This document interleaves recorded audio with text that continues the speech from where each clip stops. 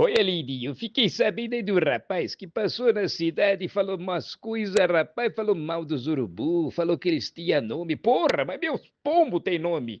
Tem o Inácio, que só come migalha sem glúten. Tá pensando que os pombos de hoje são exigentes também, porra, porque se eles comerem errado, já viu, né? Falou mal do prefeito que cresceu comigo. O Alfredo era meu amigo, porra. Depois sumiu, começou a andar de carro branco, os carros luxuosos, nunca mais me olhou. Essa gente é assim, bicho.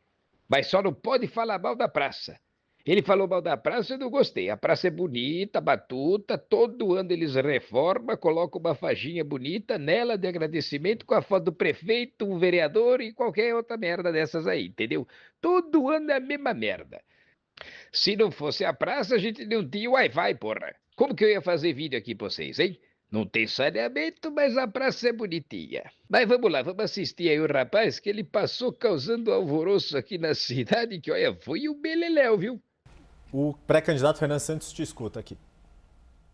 Tudo bem, pré-candidato? Boa tarde, obrigada por aceitar nosso convite. O senhor tem uma força muito grande nas redes sociais, né? Muitos seguidores e tem sido o seu principal canal de comunicação com o eleitor. E eu gostaria de saber como o senhor pretende chegar às pessoas que não usam muito esse canal, as pessoas mais velhas, que não têm redes sociais. Como assim? A gente tem o Zap Zap, porra! Lá no Zap a gente recebe tudo e fica sabendo das notícias quentinhas. Chega lá o emojizinho com bandeirinha do Brasil, o megafonezinho e as sirenes, e a gente já fica esperto para saber de tudo. Essa moça aí tá desatualizada, viu? Não começou bem essa moça, viu? Ai, ai. Como o senhor tem pensado em trabalhar o seu nome, né, para torná-lo mais conhecido no Brasil todo, diante de uma eleição onde cada voto, ao que parece, será essencial? Perfeito, Larissa. Esse é o grande desafio. Eu sou presidente de um partido que foi fundado em novembro do ano passado. É um partido formado majoritariamente por jovens e pessoas que se uniram através das redes sociais para construir uma alternativa para o Brasil. Isso é o meu partido, isso é uma missão. O que nós pudemos fazer até agora? Eu convenci os mais jovens, ou seja, as pessoas que nos acompanham, a nos ouvir e a apoiar o projeto. E aí a pesquisa Atas me coloca já com quase 24% entre o público de 16 a 24 anos, em alguns cenários com 11 a 14, no público de 25 a 35. Ou seja, é uma força muito grande. No recorte homens desse público de 16 a 24, eu estou em primeiro nas pesquisas. Então é um sintoma, isso está funcionando. Quem não me conhece? De fato, as pessoas mais velhas e uma parte importante do público feminino. Já conheci, vou passar para a patroa e para o meu neto Marquinhos. Esse problema.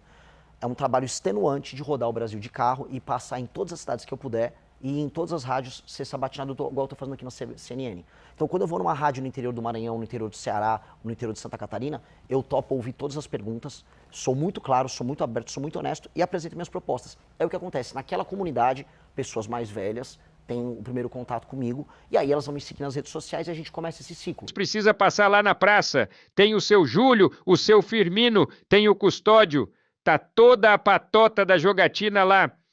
Eu sou muito confiante em ser escrutinado e sabatinado pela imprensa, e não importa se a imprensa é um veículo grande nacional como a CNN, como um veículo pequeno numa cidade do interior do Maranhão. Eu acho que respeitar esse papel da imprensa vai fazer com que eu seja conhecido pelos mais velhos, e aí eu vou aos poucos quebrando essa barreira. A única coisa que me breca um pouco é eu não sou rico, não tenho o jatinho que os meus concorrentes têm, eu tenho que fazer isso de carro. Então eu furei pneu no Maranhão, é uma aventura meio que um rally, conhecer o interior do Brasil.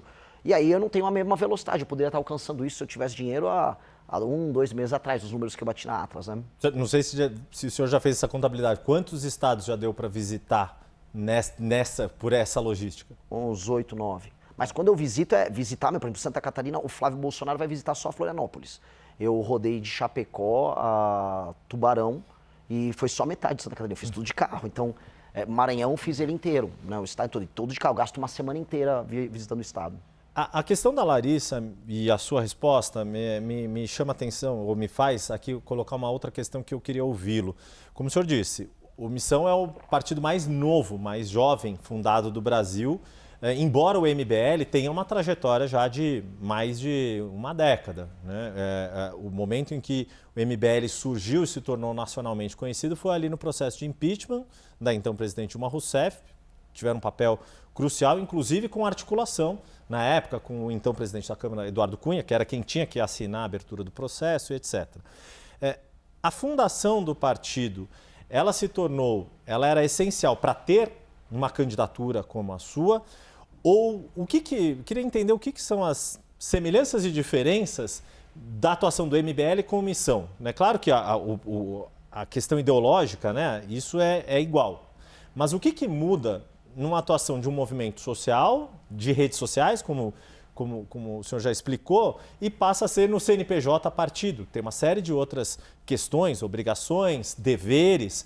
E quais são os objetivos do Missão? É crescer igual os demais partidos, no sentido de poder ter acesso a fundo partidário, tempo de campanha na televisão, ter essa participação institucionalizada como os demais partidos?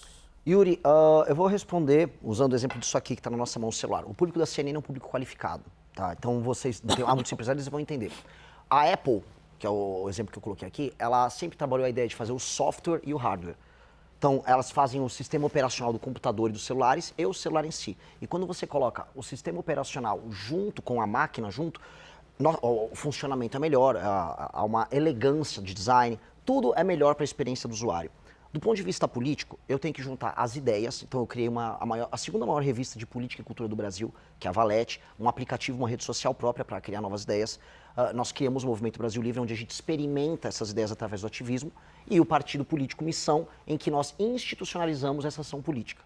Então, toda a experiência da pessoa que vive as nossas ideias, ela é uma experiência que faz sentido, ela é coerente. Ela participa da produção das ideias, das discussões, dos fóruns de debate, ela vai para a aplicação nisso no mundo real, fazendo ativismo. E eu acho que ser um político sem antes ter sido um ativista é como jogador de futebol que não participou da categoria de base.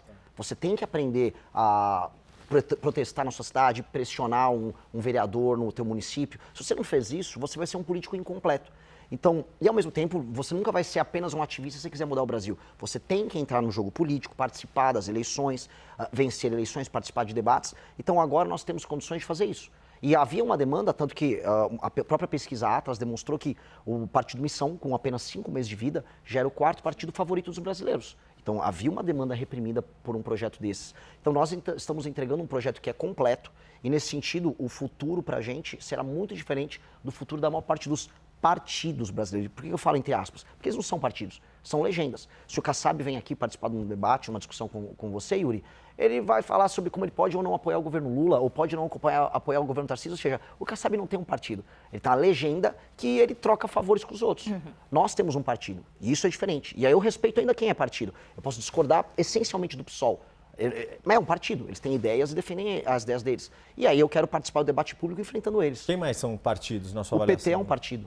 O PT é um partido de verdade, é um partido corrupto, é um partido com práticas criminosas ao longo da história dele, mas ele é um partido, ele defende teses, defende ideias, é oposição aos adversários dele. Agora, eu falar que MDB, PSD, PL, PP, União Brasil são partidos, isso é piada. Tanto que no Maranhão eu visitei cidades que eram administradas por todos eles e todos faziam campanha pro Lula. Entendeu? Então qual